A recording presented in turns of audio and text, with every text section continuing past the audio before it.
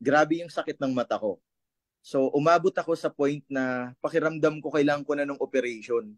Kasi alam mo yung nangangalay yung mata, alam mo yung feeling na dry, severe yung dryness ng eyes, yung nababanlag ka na talaga, tapos pag matutulog ka, gusto mo na lang tanggalin yung mata mo. Ganun yung pakiramdam. So, sabi ko nun sa sarili ko, naku, kailangan kong magpa-surgery. Takot ako magpa-surgery.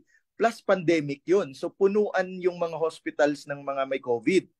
So, ang hirap imagine na magpapa-check up ka at that moment. Plus, kailangan mo ng malaking pera.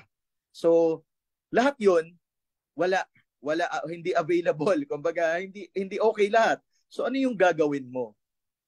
Little did I know, matagal ko na palang nakikita yung ion spec. Siguro way back 2019 pa, 2019, na nakikita ko na siya pero hindi ko iniisip kasi feeling ko scam. So sabi ko hindi ako maniniwala sa ganito kasi scam lang to. Ganyan. So kasi yung mga doctors nga, ang sabi nila wala nang chance. So kaysa sa ads lang ako maniniwala or kaya sa Facebook page. But then again, during pandemic, dahil nararamdaman ko na yung sakit ng mata ko, I have no choice. I have to take that risk. So, meron akong nakitang page about ion spec sa Facebook. Nung nakita ko, binasa ko muna kung ano ba yung ion spec. Nung nabasa ko, sabi ko, baka kailangan ko to. So, right then and there, I messaged the Facebook admin, 'di ba? Yung page, minessage ko, sabi ko baka kailangan ko 'to. So, wala silang idea kung gaano ka-severe ang eye problem ko. Kasi nga kilala naman na nila ako kasi matagal na kami magkakilala pero wala silang idea because I was using contact lenses. 'Di ba? So, yung nangyari yon nung nagkita kami, pinasuot agad sa akin yung ion spec. Wala akong balak bumili. Kasi nga inisip ko scam. So sabi ko baka try lang, 'di ba? So nung pagkasuot ko ng ion spec, mga 1 to 2 hours ko nang suot yung ion spec dahil may presentation. So nakikinig lang ako. I don't care about the business. I'm just interested about the ion spec kasi nga masakit yung mata ko. So nagkukwento about business, about ion spec, about everything. So nagulat ako for the first time while using my contact lenses, never nag-dry ang mata ko. Yun yung una kong naramdaman. Kasi kapag gumagamit kayo ng contact lenses, maya-maya kayo naglagay ng eye drops. Kasi sobrang severe yung dryness ng mata. Lalo na kapag may mga kasing same case ko na high myopia, lazy eye, severe dryness, ganyan, retinal, anong tawag yan? Yung retinal, nakalimutan ko na yung tamang term yung matatangga, detachment. Yan, kasi aabot na daw ako sa ganung point na may retinal detachment. And narinig ko nga sa sinabi ni Dr. Anthony Chin na kapag high myopia pala, wala na palang chance yan. It's either mabubulag ka na lang talaga. Ganun na. So, nung pagkasuot ko at nawala yung dryness ng mata ko, sabi ko sa sarili ko, pwede, may chance. Yun pa lang yung una kong na-experience. And then, nung pauwi na kami, hindi na tinanggal yung ion spec sa mata ko. Actually, sabi ko nga, yung pambayad ko ng kuryente at that time, yun na lang yung pera ko. Kasi during pandemic, harap yung pera. Talagang tinake risk ko yun. Tama nga yung sabi nila kapag may sakit ka na, hindi ka na mag-iisip na mahal. Hindi mo na iniisip na mahal, hindi mo na iniisip ang presyo. Ang iniisip mo na lang, kailangan malunasan ang sakit na nararamdaman mo. Bahala na ang pera. Bahala na kung saan ko kukuha. Basta kailangan maayos yung pakiramdam mo. Yun na lang yung inisip ko. So nung pauwi na kami, grabe yung mata ko. First time ulit, kasi may light sensitivity ako. Never ako nasilaw sa headlight ng sasakyan for the first time. Yun, pangalawang pangalawang sign na, ay, may chance. So sabi ko, ang galing. Plus, ang dilim doon sa dinaanan namin. So normally, nung pandemic kasi, wala na akong makita. Sobrang wala na akong mabasa. Kahit yung mga big letters na yan, kahit naka-contact lens ako, take note naka-contact lens ako, wala na akong mabasa. At yung hagdan, hindi ko na aakyat yan, yung mga steps na yan. As in, madadapa ako. Kailangan ko ng alalay. Kasi hindi ko nakikita, lahat pantay-pantay na lang.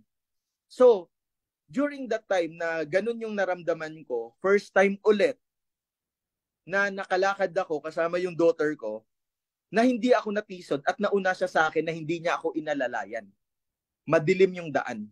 So doon pa lang madilim yung daan, halos bulag ka na, dapat madadapa ka na or matitisod ka or hindi mo na nakikita yung mga bato-bato. Pero yun yung na-experience ko. Tapos after that, after a day yata, sabi kasi, di ba, naglilinis yung mata, nadi-detox. So expect mo na daw na pag sinuot mo yung iron spec, you will experience teary eyes, magmumuta ka, magluluha, ganun. Masakit yung ulo, bagya. So ako, ano na ako doon? Okay na sa akin doon. Basta okay na yung mata ko. True enough. Dahil pagkagising ko ng umaga, grabe ang muta ng mata ko. Sobra. Siguro sa mga 2 to 3 weeks kong naramdaman yon, yung grabe yung muta sa mata.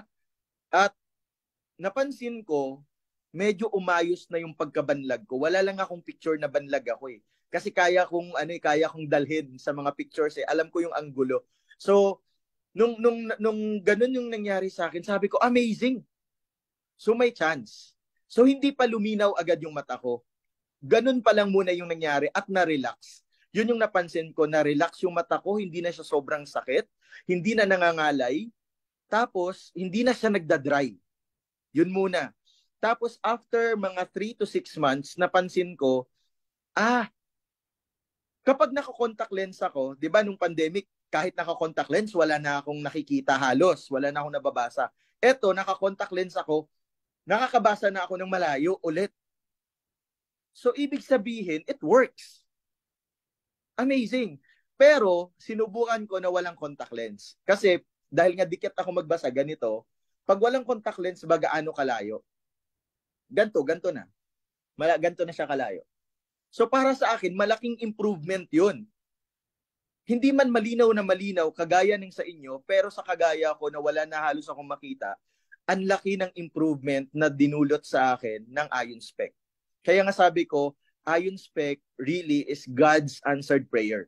Diyos ang nagbigay ng Ion Spec sa akin during those moments. Kasi kung wala yung Ion Spec, baka ngayon naoperahan na ako or kaya bulag na ako. Sure yan. Pero from that moment on hanggang ngayon, kahit matagal ako sa gadgets, never na sumasakit yung mata ko. Sabi nga nila ang tagal mo sa cellphone. Hindi ba sumasakit yung mata mo? Sagot ko, hindi. Bakit? Because of Ion Spec. Kasi hindi nagda-dry yung mata dahil nga, 'di ba, naaayos yung oxygen supply tsaka yung circulation ng blood. Kaya ganun. Yun yung realization ko. Sabi ko, ang galing ng Ion Spec. Kaya hindi ako nahihiya na i-share sa maraming tao ang kwento ko. Sabi ko kasi marami tayong matutulungan eh. Marami tayong matutulungan. So sa mga skeptical na tao at hindi naniniwala na mga parang totoo ba na nakakababa yung grado ng mata? Maniwala kayo. Hindi pa ako nagpapa-check up ngayon, but then again, try nyo para ma-experience nyo yourself kung totoo ba yung sinabi ko. But you have to use the contact lenses 8 to 10 hours a day or more than that. Kasi ganun yung ginawa ko eh. Hindi ako bumili ng Ion Spec at ilalagay sa drawer.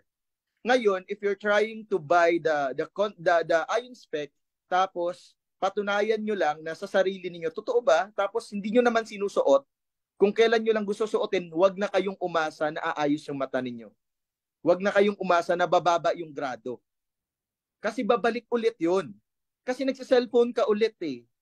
'Di ba? So, yung radiation, yung blue lights, ganun ulit yung effect. So, hindi siya magti-take effect kung hindi mo gagamitin ng maayos. That's why sa mga nagbebenta ng Ion Spec, kailangan sabihin nyo talaga ang tamang paggamit ng Ion Spec. Paulit-ulit nyo yan sasabihin sa kanila dahil matitigas yung ulo ng mga tao.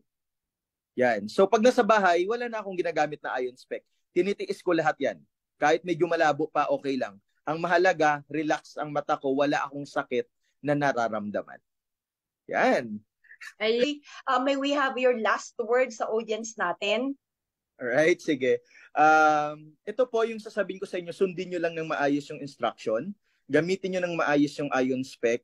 Ngayon, kung malabo yung mata ninyo at hindi talaga kayo makapag-work, use contact lenses. Use contact lenses tapos iron spec. Yun yung pwede nyong gawin. Tapos pag nasa bahay kayo, tiisin nyo na lang na wala kayo halos makita or malabo. May lalabo pa ba sa mata ko bukod sa bulag? Ito na lang eh. Kung nagrereklamo kayo na, ay hindi ko kaya yan RJ, hindi ko yan kaya kasi pag sa bahay wala na akong makita. Nahiya naman po ako sa inyo.